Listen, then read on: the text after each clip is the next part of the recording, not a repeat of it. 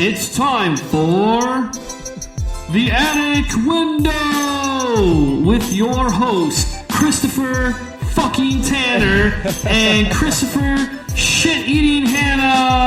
Oh, man. Well, we're going lowbrow. That's what we're doing. That's where we're going right out of the gate. Just into the sewer. I don't know if it's lowbrow, buddy. I don't know. I'm not a shit eater. I'm not. I watched Two Girls, One Cup. I did not have a good time. You didn't. Yeah. Anyway, welcome to this is the Attic raw. Window. This is the raw, unedited, uncut, vulgar version of Cellar Door Skeptics podcast, where we give you our opinion, on something. Facts included or not. It's up to you. You can research it because we're not going to. Yeah, because at some point we want to be able to give an opinion without ruining the show. So if that's not your thing, turn it off. Just download it and then just turn it off. Yeah, download it and then delete it so we at least get a count on you. At least we get a little bit of that. But welcome to Cellar Door Skeptics, raw, unedited, in a new opinion series called Through the Attic Window. Thank you so much for joining us for this short segment here, as we will be tackling different topics each week to try and shorten the length of the show. There's no way we can shorten anything we do. We can't. We can. We're going to. It'll happen. That's No. my opinion, at least. What are we doing on this one? On this one, what we're going to do is I found a article that was shared from a friend of mine on Facebook, obviously, named Ishmael Brown from the Angry Black Rat podcast. He's on our show. He was on the show, yes. Yeah. Exactly. He was on the show. And he had an article written by, I believe it was Inverse. And again, like I said, this is an opinion article. This is definitely not some big scientific paper. But there was an opinion article that came about discussing why people are canceling Netflix accounts because of one specific movie called Dear White People. Have you ever heard of this movie before? Just the title makes me giggle. I'm not gonna lie.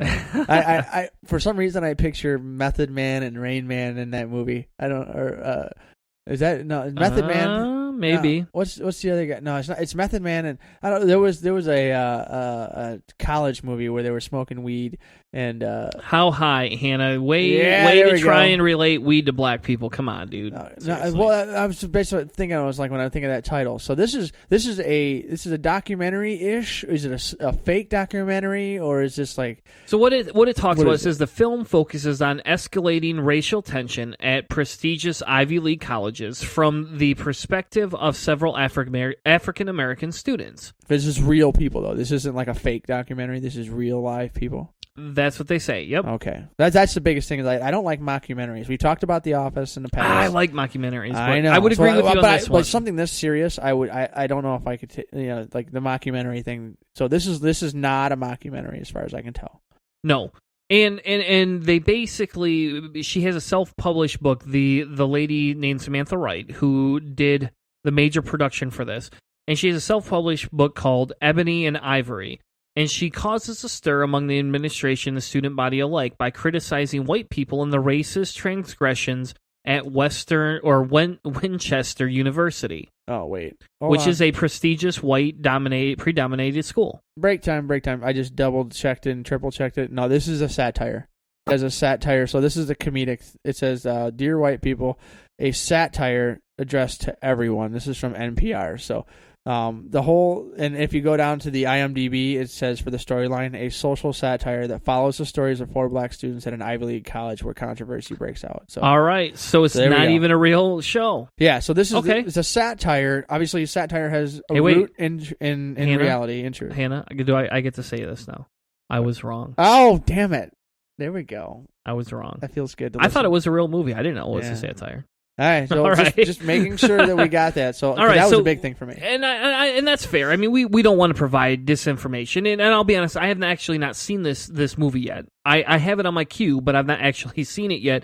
With 100 million other things and me doing all the podcast stuff and all the work. Well, I know for a fact that I don't need to see it to know that even if I do see it, there's no way in hell it would ever drive me to recant my Netflix subscription, which is one of my prized $9 a month, whatever it is that it costs now. Yes, your cheap ass actually buys something for fuck's sake. I love it, every bit of it. But what drew me to this, and I'll be honest, whether it's real or not real, the whole point is to make a discussion point, right? The whole point is to have a conversation about it. That people freak out that bad. That's insane. Yes. So this article says that white supremacists are basically claiming it promotes white genocide. That's what they're saying. And they're claiming, basically on Wednesday, the week before we recorded this, that people are dropping Netflix based on this 2014 movie. So this isn't even a new movie that just came out. This is an older movie. Yeah. An older movie. Does it say how many people? Does it give an estimate of how many people have been quitting? I wouldn't think that they would, but that would be cool because then I would know how many 18 people to defriend off my Facebook.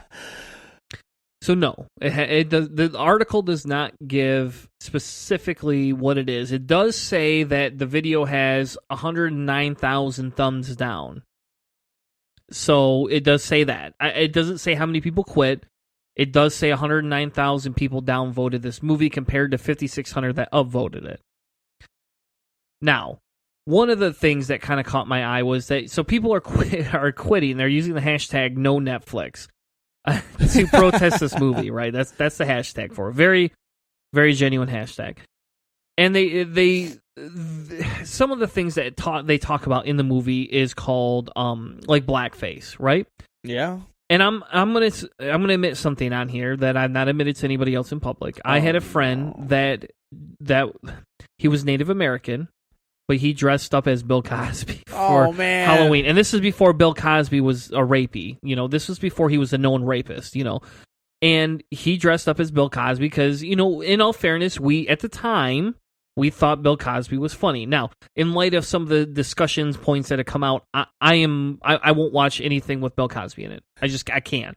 I can't support him. It's too recent. It doesn't matter for me. It won't matter. I can fairly say that at this point, whatever he is in or was in, I don't care how funny it is, I will protest it based on the fact that he rapes women. And he is a pretty well-known rapist, and that he's going to elude justice. And this has nothing to do with skin color or anything. It's just, he's a rapist, and I boycott stuff like that as often as I can, especially with somebody that does it serially. He's not just a one-time, oh no. He's had multiple accusations, and he's had a lot of things that are coming out that are showing to demonstrate that he's still in court. That this has happened more than one time. And you're right. So it's not a 100% based fact, right? But we're talking. There's enough stories. I would say there's 80% to 90% evidence that he has done this on multiple occasions. Well, this isn't the Cosby court case episode, mini whatever. So basically, people are canceling over this movie, and so what we have is white supremacists who are saying that this is promoting white genocide. So this is a group of people who simply can't take a joke. Really, that's what it comes down to me. If someone made a joking movie called Dear Black People, and they did whatever weird thing, and they had some kind of maybe they blew up the school or something at the end of it and killed a whole bunch of black people, I guarantee you there wouldn't be this huge thing of people saying no Netflix because of that. It wouldn't be nearly as crazy. But no, you know what? It's still going to be an anti-white show, and that's going to cause this major backlash. I'm going to do two things here. I don't think it would be this big a deal. That's because there's more white people than there are black people, and that's exactly why it wouldn't be as big of a deal, is because white people are more racist than black people in that aspect. So, but I want to point something out here. If Netflix came out with a movie that was very stereotypical, I would boycott that movie versus boycotting Netflix. Now, I do understand the argument that says why we should boycott certain things. For example, Nazi punching. We can get into the Nazi punching thing, and you and I are on semi opposite spectrums, but on that. We're at different levels of when we're going to punch our Nazis. Yeah, and that's the difference here is. So I would look at it like this. I do not feel this specific movie does anything but point out the fact that white people are prone to privilege and white people are prone to racism, and I believe the statistics show that. Now, we're not going to get into statistics here because this is an opinion show right now. Damn right. And for me, the other thing is the same thing. It's just it's a joke. It's meant to be It's funny. not meant to be a joke. It's meant to be a way to help catalyst people to have a discussion about your privilege. That's what this is. It's a way for them to try and humorize and say, hey, this is funny, but it's not really that funny. Well, it's not funny that you all think that it's okay to play blackface on Halloween. That's not funny. Yeah, that's not a funny thing any longer. It's like, hey, you're just being racist. Do you get that? Whether it's intentional or not, that's what that is. And in your example, Hannah, you're saying, well, if it was like a black people blowing up a school, I wouldn't protest. And I'm saying, hold on, that's stereotypical. So maybe you wouldn't protest Netflix, but you should definitely protest that movie because black people don't blow up schools. People blow up schools. In that aspect, I just don't. I don't let the movies and stuff like that get into my head that much. Like I just don't support it. I vote with my money. I don't like boycott it or whatever. I just say nope. I'm not going to check that out or nope or whatever. But like if Netflix made this series, that makes a big of a difference. But this is a movie made in 2014. Like maybe Netflix purchased it and put it onto their channel or whatever. But like Netflix putting this on there, this isn't enough of a reason for me to, like I said, the flip side of this. I have, we've talked about this multiple times, I have a very dark sense of humor, and I am almost willing to let people joke about just about anything they want. And even if they would make fun of, like, if it was the nastiest, darkest, deepest, most horrifying jokes against deaf people, I would be like, yeah, you know what, whatever. That's your opinion. I don't really. So, like, when it comes to this kind of thing, like something like a satire, obviously it's meant to raise awareness, but for the level that it would take for me to say this deserves a boycott of some entire information providing channel, there's no, I can't think of any movie that ever really actually drive me that far. But do you feel that's because of your privilege? Because of your privileged position, and I'll give me a second here to push this topic here. And again, like I said, this is an opinion show, so you can't say anything wrong. And I'm not going to crucify you on the next episode for it. Yeah. But in all seriousness, though, Hannah, do you feel that because you do have a privilege, you did come from a very privileged upbringing, you have a semi-privileged life right now, and I'm not going to minimize you as an individual saying you don't work hard for what you get, right? I think you work very hard. I have very high admirations of your work content ethics and your ethics for your family. I do have that. But you do have to admit there is some privilege there. So do you feel that your privilege allows you to be put in a situation where you can say things? to overlook the fact that Netflix airs some shitty things? Well, yeah, of course I can. But there's the other thing is that I can't say that I deserve to be heard and to be the director of all of these things. If the entire of society all basically has this vote and says that this is what we want to do, this is how much we think we should, we all agree that Netflix overstepped their bounds or whatever.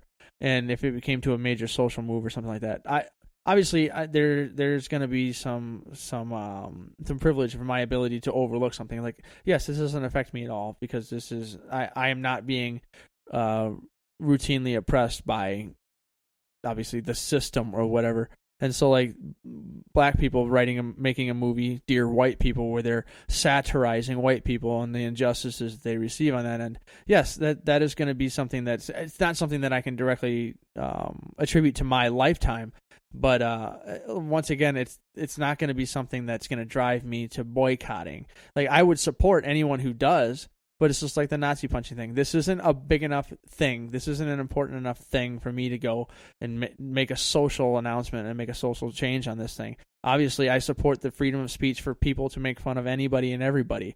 But I personally would give people the freedom of speech to make fun of even more people than most people would probably be comfortable with. Do you feel that leads to a Huxleyan discussion point, though, right? I mean, that you are saying nothing is off the table, everything is on the table, and we should allow people to consume or not consume as they want. But would that not somewhat lend to a very Huxleyan, and this is a throwback to the show this week, a Huxleyan point of view? I don't know if it would go so much that way, because that in that aspect, it's not so much letting everybody have a word of everything. This is basically their ideas, distractions from everything, so nothing important is ever taken in consideration. Like I would take this seriously into consideration, and I would think that you would too. I just don't think that somebody making a social satire. So this would be this a similar twist to Gulliver's Travels by Oliver Swift, saying that I don't like what he did to modern culture, and I think that was an insult. And so therefore, I'm going to ban the publisher or boycott the publisher who published their book. If a book publisher publishes a book, Milo is a great example of what everybody was talking about recently. If a publisher publishes Milo's book, I'm just not going to buy Milo's book. I have you can call it privilege, and I mean, I guess there's a way to run that through a social lens in any way, shape, or form. But I don't think that is something that's going to be as big of a deal as what these people are making this. And I think they're erroneous in saying that we're just going to boycott and ban and call for that kind of stuff, as opposed to actually dealing with the situation and dealing with what they're saying, knowing that it's a joke, knowing that it's supposed to be comedy and satire and bring awareness, but not to. It's not literal. These people aren't advocating white genocide. That's a complete misnomer. This is, hey, how does it feel when, we make this thing? This is kind of what it feels like when you guys, whatever social institution, make fun of us. I would think that people would be able to get that joke, and people obviously can't, because they think that this satirical joke of a movie, a mockumentary, is advocating actual white genocide. You're jumping off of a pretty steep ledge on that point. Maybe I am, maybe I'm not, Hannah. Yeah. But I think one of the things, because people can vote with their money. That is a thing, Hannah. People vote with their money. You said so yourself. I mean, you don't buy Apple products because you don't believe in the mission that Apple is trying to provide, in all fairness, right? Yeah. And you believe that this is... So what if these people are saying... What if more of those people rise up that says, well, this is ridiculous. We should not have to have this. Why would anybody want to watch something about... And if enough of them do, that will affect Netflix's bottom line, and they will stop buying those movies. You're right. That's pretty But at that point... I think that number is so small that this is just a tagline, though. That's a headline that's catching big news. And maybe that's true. You could be right. Maybe that's true. Maybe it's just because of the alt-right movement and watching some of what's happened with Steve Bannon and Trump. Maybe that's why this is a popular topic right now. It's very reactionary. That's what I'll say. It's like, oh my God! And then they write about it, and it gets clicks. Yes. But this article is not written in that viewpoint. This article is written criticizing those people and kind of pointing out, a little bit of the flaws of protesting, something like this. Because we're not trying to ban people. We're just trying to point out the fact that there's issues. And I honestly, I agree with you in the fact that there's no reason to boycott Netflix for this. I wouldn't do that, but I would. Maybe the people who made the movie or something like that. But I wouldn't even boycott them. Well, I agree with them actually. I think white people are missing out on the privilege that we all live. I think that, and I disagree really heavily with a lot of people in the aspect that there is a privilege that is being missed. There is people that are being harmed, and I think. The problem is people don't understand that. And the biggest problem I have in this climate, in this day and age when we're protesting, is that I almost feel like these people trying to protest Netflix for this movie are doing not only a disservice, they're doing it on purpose to minimize a lot of the other political protests that are happening right now, such as when people protested at the airport for the Muslim ban. I feel that you want to protest Netflix for a fucking movie you don't like? Guess what? They have a Britney Spears movie on there I don't fucking like. Get it? I'm not going to protest it just because I don't like it or because she says something shitty. Well, what about? I'm sure there's one about Michael Jackson in there somewhere. It could where be. He dangles a baby off the balcony. So he's a baby hater, and Britney Spears drives the babies in the front seat. They all hate babies, and we're going to boycott Netflix because they hate babies. Yep. Like, this is a nasty, slippery slope. That, I mean, you gotta take it in stride. Like, everybody takes everything so seriously now. Like, you gotta take a joke and just understand it a little bit. This is a satire, so look at it somewhat seriously. But there's an underlying meaning. It's not literal. Yeah. And for me, Hannah, really it comes back to when we talked about the Nazi punching. When is your threshold? And this wouldn't be a threshold thing for me. I agree with the movie, actually. But even if I didn't, if I was on the opposite page, or if they had a movie that was completely ridiculous, I wouldn't boycott, at this point, Netflix for one movie. But if Netflix, the Ray Comfort Make Fun of Atheist movie was on there, you wouldn't be like, no, Netflix! No, I wouldn't. I would actually probably watch that and laugh. But I would just give it 1 star, and then I would not watch it. I would just never watch it. I would probably watch it. I have to watch it. I have... that's a masochistic thing on my side. That would be bad. But in all But an fairness, anime, though, you're yeah. right. If Netflix started to lean closer, and I want to close with this, if Netflix leaned closer to having the majority of those type of movies, I could understand why people would want to boycott it. Because in all fairness, we could talk about Dave Rubin, right? And Dave Rubin has made waves in the recent months because he's interviewed some very conservative individuals. He's interviewed some very, what I would consider racist individuals. And he isn't challenging them on their viewpoint. Now, I'm not going to tell him how to do his show, but I can boycott his show, and I can encourage others to boycott his show because I don't feel he's representing the majority discussion here, and I feel like he's creating a completely bias. And people could try and say that about our show, that in all fairness, we take a more socialistic lean to it than others do. And I would be okay if that's the case. I hope you don't boycott our show, Seller No Skeptics Podcast, but I don't know any reason why they would. I mean, if they're here and clicking on our stuff, more than likely they have at least an idea of what we're talking about. But I'm just saying, though, I disagree with boycotting a network over one thing. Yeah. I don't disagree with it unless it becomes so atrocious. A whole category. White bashing. Or it's a whole like, so really? atrocious that, like, if Hitler existed and all of a sudden Barnes and Nobles is like, hey, I'm going to pick up his exclusive book. And you're like, hold on, Hitler's wait, Return. why are you guys promoting this second book? And they're like, well, there's money in it. And it's like, yeah, I get the money, but I tell you it's what, not freedom of speech at this point. At some point, there's a Hitler movie on Netflix. Hitler he's like comes back to life, or he's still alive, and he becomes a stand-up comedian. I didn't see it. I saw it, and I said, nope, I can't do it. I can't pull the trigger on that. You know what? I should do that. I should watch that movie, and I'll report back.